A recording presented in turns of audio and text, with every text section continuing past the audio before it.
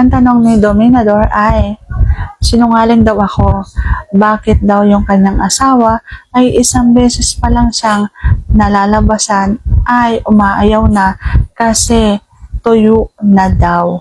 Nag-comment siya doon sa aking vlog na sisirit ang gata ng isang babae kapag ka itinuloy-tuloy mo pa. So, papatunayan natin. So, ano nga bang masasagot ko dito?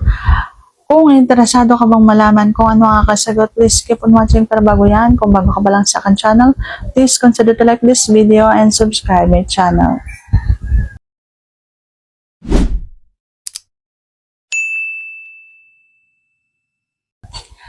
Hindi po ako sinungaling. Sinasabi ko sa inyo na kapag ang isang babae ay nasasarapan, hindi yan matutuyuan.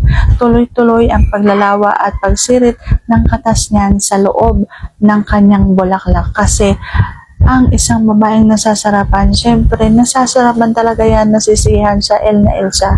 Kapag L na L lang sa babae at nasasarapan ng isang babae, maglalawa yan, magkakatas yan ng sobra at hindi dadating sa punto na natutuyuan siya.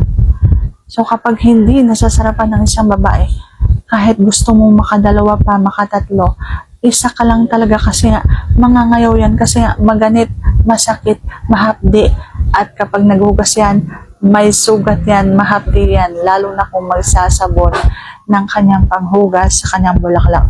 Kaya kung gusto mong makarami, kailangan paglalawain mo, kailangan pasasarapin mo, kailangan mararamdaman niya na nandun na siya sa pakaramdam na sobrang L na L siya at sarap na sarap siya at lalabasan siya ng maraming beses.